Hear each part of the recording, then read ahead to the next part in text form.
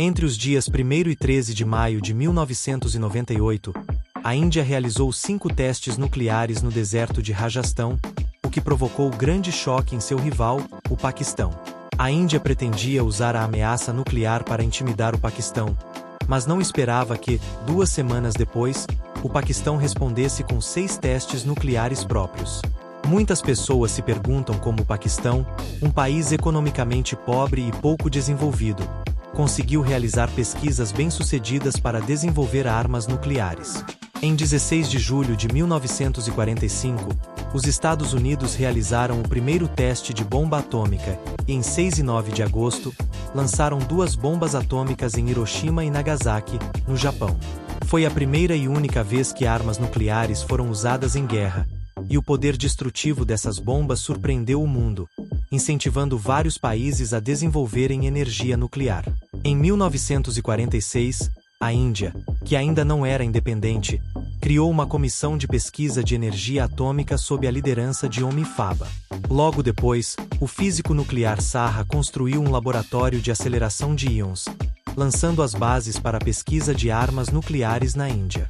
No entanto, o primeiro-ministro Jawaharlal Nehru era contra a pesquisa de armas nucleares, acreditando que a Índia não enfrentava ameaças de segurança significativas ao seu redor. Para ele, não havia necessidade de desenvolver armas nucleares, mas ele reconhecia o amplo potencial da energia nuclear para uso pacífico. Assim, sob o pretexto de pesquisas pacíficas, a Índia começou a instalar instalações nucleares, com várias construções entre 1956 e 1965. Em agosto de 1956, a Índia, com assistência do Reino Unido, construiu o reator Apsara para pesquisa científica e, 4 anos depois, introduziu reatores nucleares do Canadá, com o objetivo de fazer progressos no campo da energia nuclear. Com o confronto fronteiriço entre a Índia e a China em 1962, Nehru mudou de postura e começou a apoiar a ideia de desenvolver armas nucleares para deter a China. No mesmo ano, Nehru aprovou a Lei de Energia Atômica de Homi Bhabha, o que sinalizou a transição da Índia para o uso militar da energia nuclear. Contudo, a Índia foi surpreendida em 16 de outubro de 1964, quando a China realizou seu próprio teste nuclear. Embora a China tenha prometido não ser a primeira a usar armas nucleares, a Índia passou a vê-la como uma grande ameaça, acelerando seus esforços para desenvolver armas nucleares, especialmente após a morte de Nehru em 1964. Indira Gandhi, sucessora de Nehru, decidiu avançar com o desenvolvimento de armas nucleares e recusou-se a assinar o Tratado de Não Proliferação Nuclear. Em 18 de maio de 1974, a Índia realizou seu primeiro teste nuclear em Pokhran.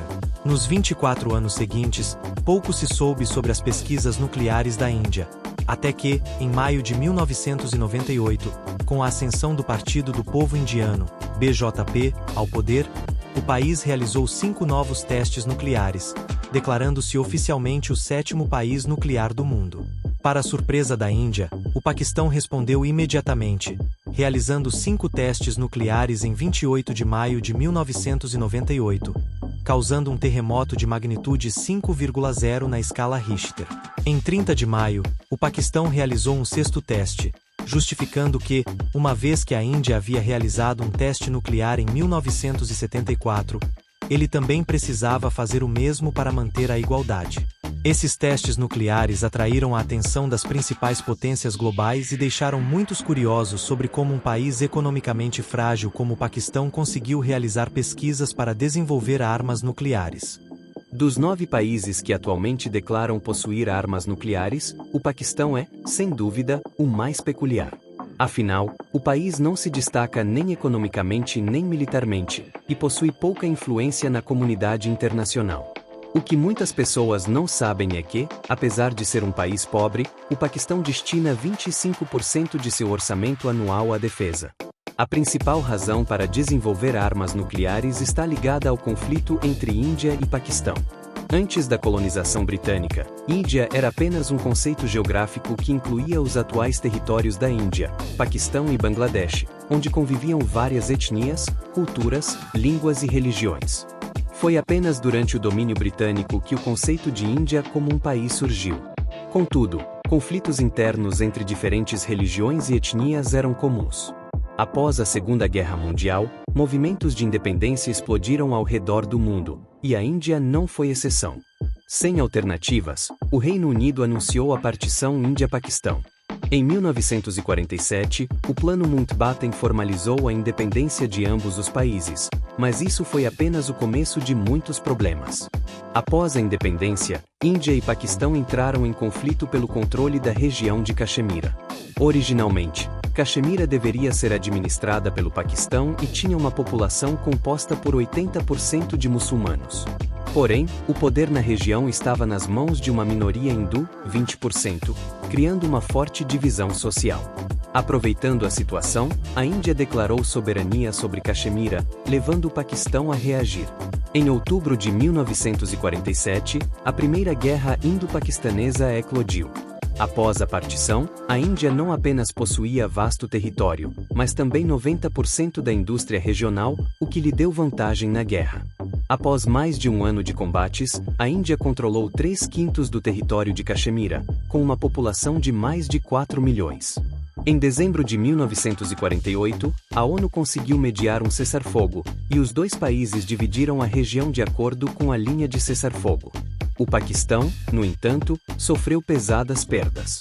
Em 1956, as regiões áridas de Kutch, no Paquistão, despertaram o interesse de ambos os países, pois estudiosos ocidentais sugeriam que ali poderia haver grandes reservas de petróleo.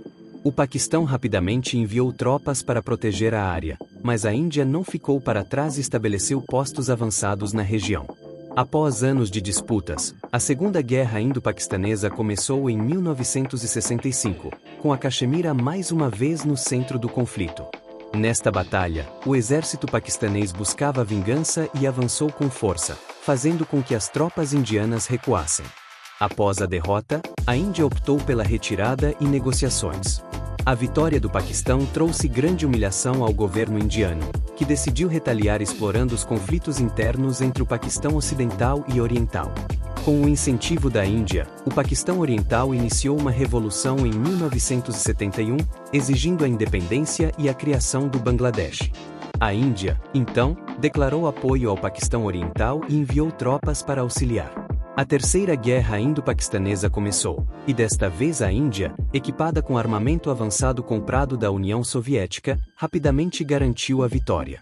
O Paquistão foi forçado a ceder, reconhecendo a independência do Paquistão Oriental como Bangladesh e aceitando os limites estabelecidos pela Índia em Caxemira. Este conflito trouxe enormes perdas ao Paquistão, mas seus serviços de inteligência rapidamente obtiveram informações. Em meio aos 9 países que declararam oficialmente possuir armas nucleares atualmente, o Paquistão se destaca como um caso peculiar. Afinal, é um país com pouca influência no cenário econômico e militar global. Mas, apesar das limitações financeiras, o Paquistão direciona 25% de seu orçamento anual para a defesa, e essa priorização tem raízes nos conflitos com a Índia. Após a independência da Índia e do Paquistão em 1947, as tensões entre os dois países só aumentaram, especialmente em torno da região de Caxemira. Por volta de 1972, o primeiro-ministro do Paquistão, Ali Bhutto, iniciou o programa nuclear do país, nomeando o cientista Munir como presidente da Comissão de Energia Atômica. No entanto, o Paquistão enfrentava dificuldades no desenvolvimento científico e poucos talentos dispostos a retornar ao país após estudarem no exterior. Curiosidades Top 10. Se você é curioso como eu, venha se divertir. Se inscreva no canal, ative o sininho. Não esqueça de deixar seu like. Bora lá!